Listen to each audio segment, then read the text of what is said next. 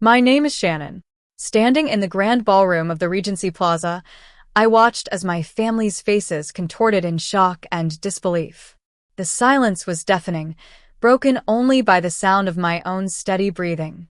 I held a thick folder in my hand, filled with the evidence of their past slights and my present success.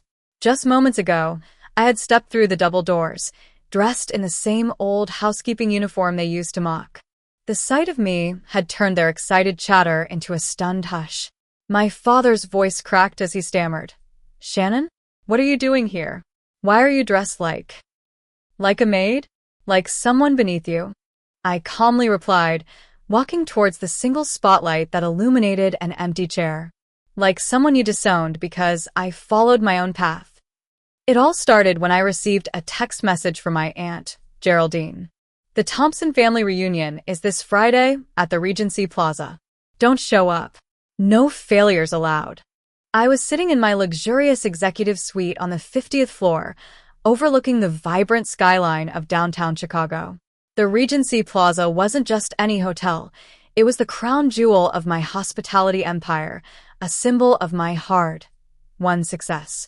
A decade ago, such a message would have shattered my heart. But now it was nothing more than a cruel joke.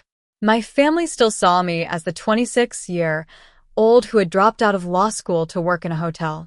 They had no idea that I had worked every possible shift, from housekeeping to front desk management, learning the industry from the ground up.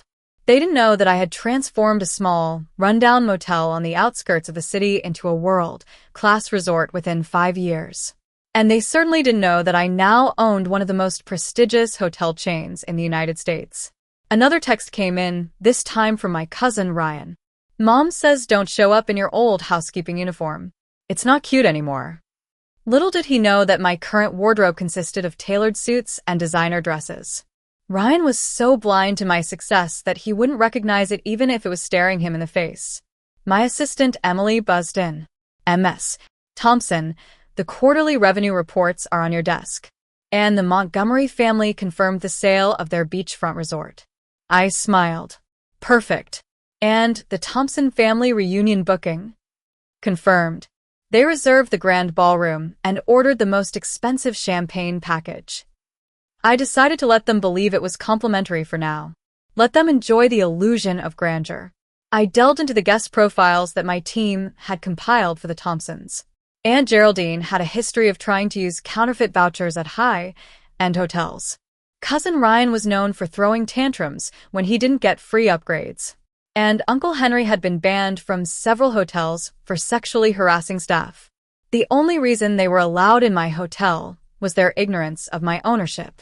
My younger sister, Lily, who was the only one in the family to know the truth, messaged me.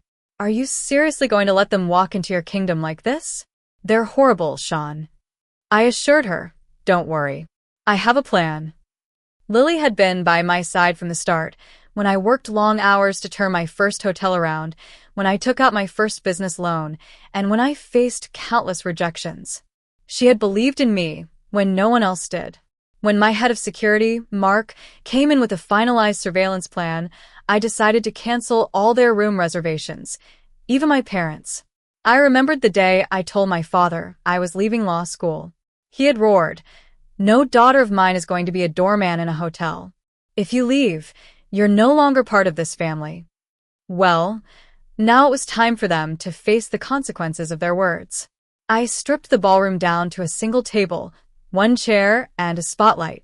The week leading up to the reunion was filled with meticulous planning.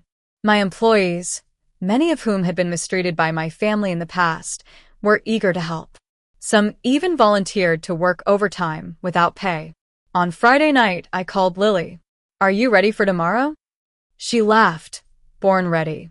Cameras charged, angles planned. But then she paused. "Sean, are you sure about this? They're still your family." I looked at a photo of my younger self in the old uniform. They stopped being my family the day they made me feel like an outcast. Saturday morning arrived, and I put on the old, but neatly pressed, housekeeping uniform. It felt like a badge of honor. Through the intercom, Mark informed me that they were starting to arrive. Aunt Geraldine was demanding early check-in And when told the rooms were unavailable, she insisted on speaking to the owner.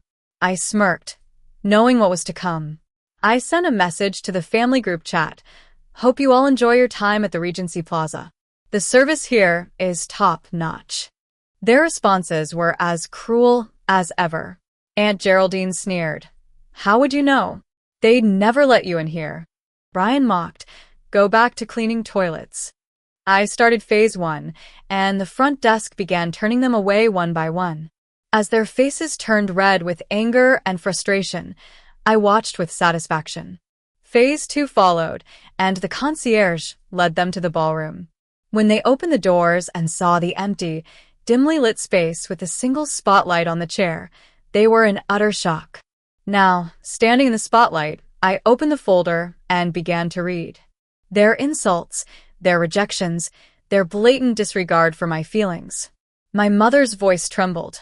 That's impossible. What's impossible, Mom? That your so-called failure daughter now owns the most exclusive hotel in the city. That I can buy and sell this family with ease. I asked calmly. Ryan shouted, You can't do this. All my friends are coming. This is humiliating. I stepped closer. Humiliating? Like being humiliated by you all for years? Like being left out of every family event because I didn't fit your perfect mold. I turned to Mark and his team. Please escort everyone out. If they resist, we have the footage. If they cause trouble, we have the documentation. As they were let out, protesting and sobbing, I called after them. You'll each receive a bill for the services you've used, with a service charge. After they left, Lily emerged from her hiding place. That was amazing. But are you okay? I looked around the empty ballroom. I'm more than okay. I'm perfect. That evening, I changed back into my suit and watched the Chicago skyline as the sun set. My phone buzzed with calls, texts, and voicemails. Some were apologetic, others were angry. I deleted them all. A week later, an envelope arrived from my father. Inside was an offer to join our family's law firm as a partner. I sent back the old housekeeping uniform and a note that said, No thanks. I prefer building my own empire. The Regency Plaza continued to thrive.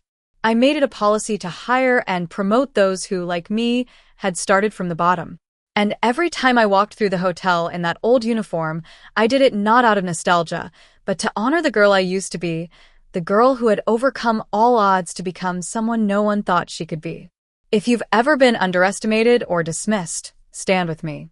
Your story of rise is just as important as mine. Leave a comment and share your journey.